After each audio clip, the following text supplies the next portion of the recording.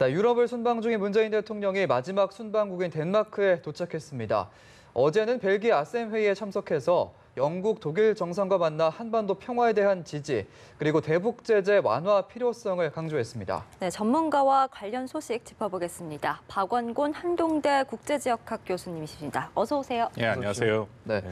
지금 문재인 대통령의 이 국제사회에서의 대북제재 완화 공론화, 이 부분이 좀 눈길을 끌고 있는데 사실 이렇게 대북제재 완화를 공식적으로 얘기를 한 건 처음이잖아요. 예, 그렇습니다. 예. 문 대통령 이번 순방에서 그 대북 제재, 특히 이제 북한 비핵화 문제를 이제 핵심적으로 얘기를 했고 한 두 가지 측면에서 계속 강조를 했다라고 생각이 됩니다. 첫 예. 번째는 지금 북한이 나름대로 전향적인 비핵화 조치를 취하고 있기 때문에 네. 그 조치를 계속해서 이끌어갈 수 있는 또 이제 국제사회의 조치가 필요하다라는 얘기를 했고요. 예. 또 하나는 이제 일정 시점에서 북한이 더 이상 돌이킬 수 없을 정도 수준의 비핵화를 이룬다면 그것에 대한 상응 조치가 필요하다. 그러니까 전반적으로 북한의 이런 비핵화를 추동하면서 대북 제재를 완화해야 된다. 이제 그런 쪽으로 특히 이제 그 안보리 상임 이사국들을 중심으로 그런 한국의 입장을 좀 잘 전달을 하는 그런 순방이었다, 방문이었다라고 생각이 됩니다. 예. 네, 또 어제 문 대통령이 이제 영국과 독일 총리를 각각 만나서 양자 회담을 했는데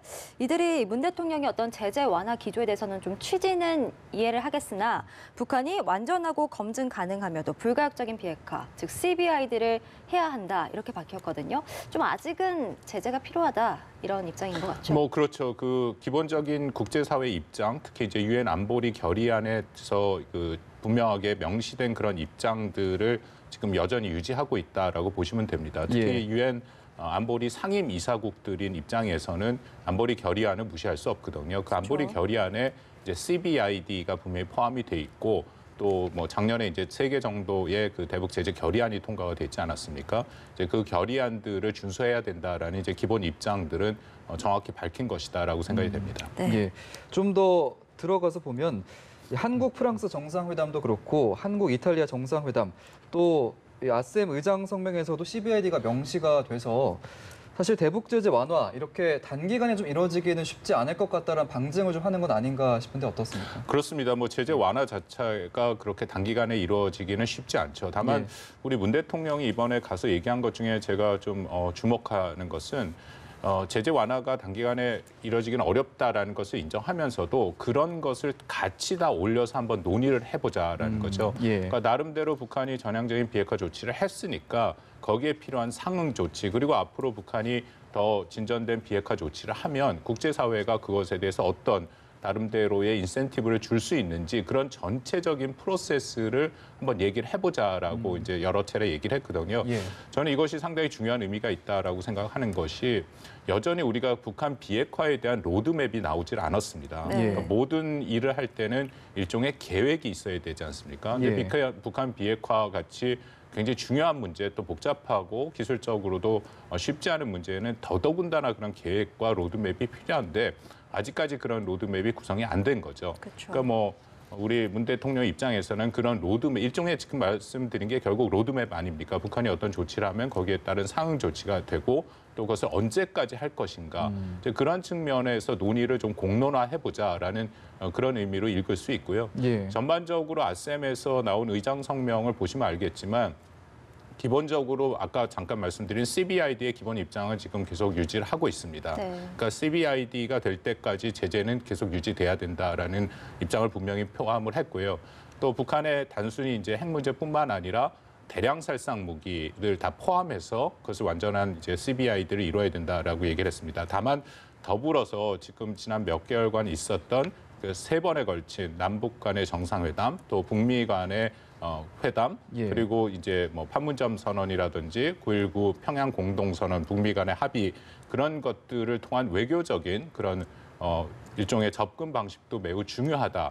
그것도 이제 덧붙였죠. 그래서 전반적으로 기존의 국제사회 입장이 다시 한번 확인된 것이다. 그렇게 생각이 됩니다. 네, 또 아무래도 또 그리고 이번 최대 순방 성과는 프란체스코 교황을 단독 예방한 게 아닐까 싶은데 문 대통령이 이제 김정은 위원장의 초청 메시지를 전달을 했고 교황은 이제 사실상 수락을 한 걸로 보여지는데 좀 얘기해 주시죠. 글쎄, 뭐 일부 언론에서는 이제 그것을 어떻게 표현했느냐, 영어로서 죄송합니다, 뭐 available이라는 표현을 네. 갖고 여러 가지 얘기가 있는데요. 예. 조금 큰 틀에서 봐야 될 것 같습니다. 제 판단에는 뭐 교황청에서 아직 공식적으로 얘기를 하지는 않았지만 예. 수락 의사는 분명히 밝힌 것이다라고 네. 판단이 됩니다.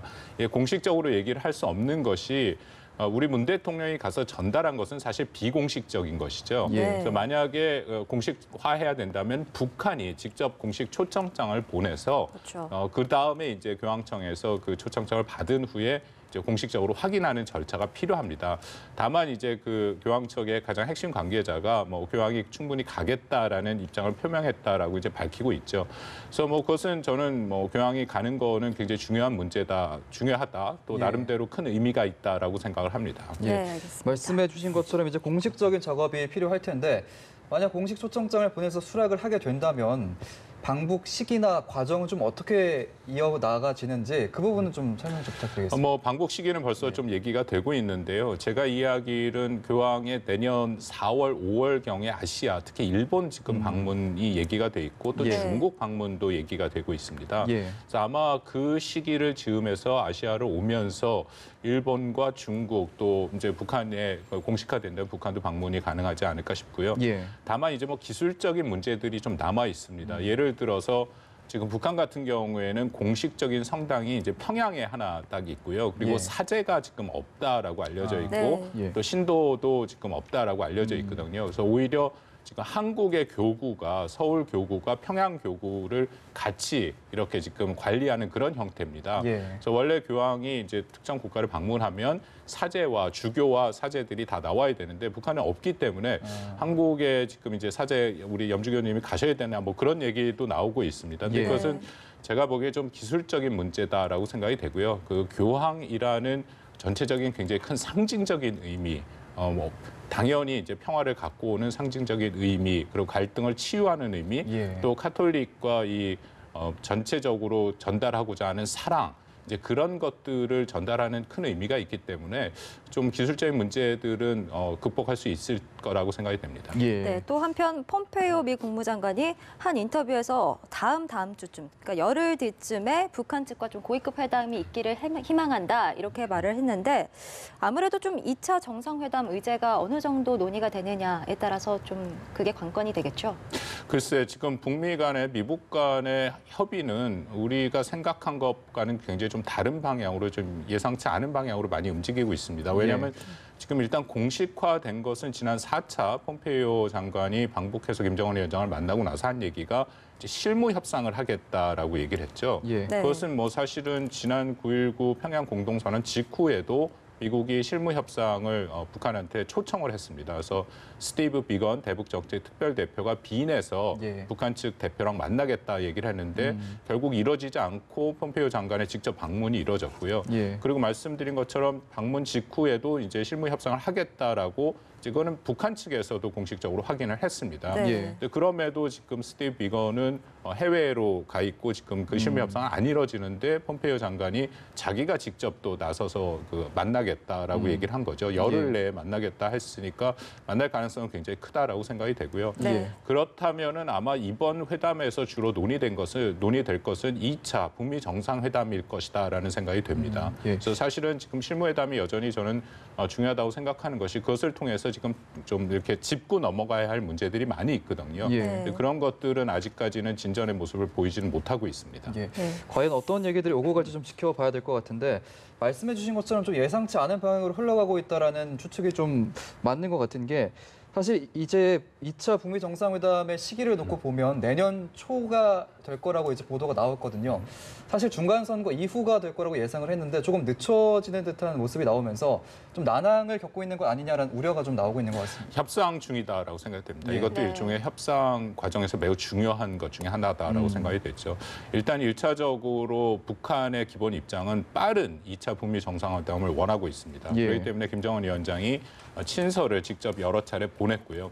그럼에도 4차 폼페이오 장관 방북 이후에 이제 뭐 북한은 당연히 중간선거를 이전에라도 만날 수 있으면 좋겠다 했는데 예. 이제 뭐 트럼프 대통령의 중간선거 이후라고 얘기를 했고요. 그리고 여전히 지금 말씀드린 것처럼 북미 간의 핵심적인 합의가 아직 이루어지지 않은 그런 정황들이 많이 보이고 있습니다. 이제 그런 상황에서는 역시 언제 이 2차 북미 정상회담을 할지가 협상의 중요한 카드 중에 하나죠. 예. 북한의 입장에서는 빨리 하기를 원하는데 미국의 입장에서는 좀 시간을 갖고 그렇게 하면은 이제 협상력은 미국이 더 높아지는 거거든요. 그렇군요. 그것을 통해서 북한의 전향적인 비핵화 조치, 뭐 특히 지금 영변 핵시설 문제에 대한 뭐 검증이라든지 그것에 대해서 정확히 얘기가 안 됐고 또 북한은 여전히 영변 핵시설 검증과 폐기 절차에 앞서서 미국의 상응 조치를 요구하고 있고 이제 그런 차이들은 분명히 지금 보이고 있거든요. 예. 그런 협상의 와중에서 결국 이제 미국이 원하는 카드는 그런 2차 북미 정상회담의 그 날짜 같은 것을 여전히 조금씩 미루고 안정함으로써 북한의 시간 싸움이 좀 있는 거군요. 그렇죠. 북한의 전향적인 조치를 이끌어내는 그런 상황이다라고 판단이 됩니다. 네, 그렇군요. 알겠습니다. 또 올해 12월에 진행이 예정됐던 연례 한미 연합 공중훈련이죠. 비질런트 에이스가 한미 국방장관의 합의하에 좀 미뤄졌습니다. 북미 실무 접촉을 앞두고 좀 미국의 분위기 조성을 위해서 좀 쉬어가는 거 아니냐 이런 의견이 나오거든요. 뭐 어느 정도 예상은 했었습니다. 왜냐하면 예. 비질런트 에이스라는 것이 2015년에 시작된 한미 그 연합 그 공군 훈련이고요. 뭐 매우 중요한 또 한국 방위 차원에서는 중요한 훈련입니다. 다만 이것이 북한 입장에서는 굉장히 큰 위협이 되는 것은 사실이죠. 특히 작년에 이뤘던 조금 전에 이제 우리 뉴스에도 나왔습니다만은 네. 굉장히 대규모로 이루어졌고 북한이 제일 두려워하는 스텔스기가 24대가 작년 이제 12월에 들어왔습니다. 예. 그리고 역대 최강으로 230에서 270대 정도의 전투기가 동원이 됐기 때문에 그것은 거의 이제 전쟁을 시작할 때 미국이 개전을 할 때 동원하는 전력의 수준이었거든요. 예. 그러니까 최대한의 무력 시위를 보인 거죠. 그래서 그것이 저는 뭐 어느 정도 효과를 가져서 북한이 결국 이제 대화 테이블에 나왔다라고 생각을 하고 이제 예. 미국도 그렇게 주장을 하고 있습니다. 근데 이제 그런 규모의 훈련을 한다라면 지금 아직은 대화 국면인데 예. 뭐 북한의 입장에서는 당연히 반발할 수밖에 없는 것이 첫 번째 이유고요.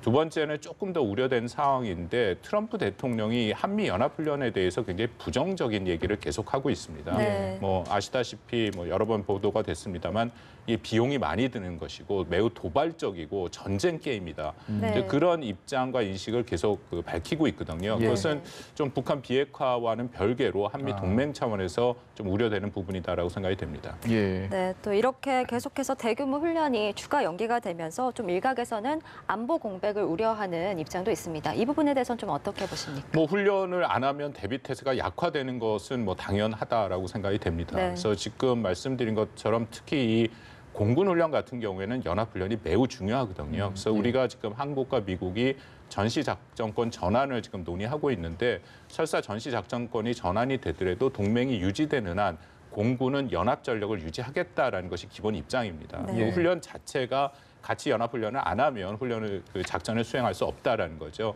그래서 그런 측면에서는 뭐 이번에는 뭐 지금 대화 국면이고 나름대로 비핵화에 대한 조치로서 이제 한국과 미국이 줄 수 있는 조치로서 의미가 있기 때문에 한 번은 넘어가지만 이것이 장기화된다라는 것은 예. 안보 공백과 대비 태세의 약화에 될 가능성이 있기 때문에 우리가 그 부분에 대해서는 조금 더 근본적인 차원에서 네. 말씀드린 것처럼 이 훈련 자체가 2015년 이후에 시작되는 훈련이거든요. 네. 그 훈련의 성격을 좀 변화시킨다든지 만약에 북한의 비핵화가 진전이 된다면 이제 그런 좀 검토도 필요하다라고 생각이 됩니다. 예, 일장일단이 있는 거군요. 예, 알겠습니다. 오늘 문재인 대통령의 유럽 순방 그리고 북미 관계와 관련된 얘기 박원곤 한동대 국제지역학 교수와 함께 짚어봤습니다. 고맙습니다. 고맙습니다.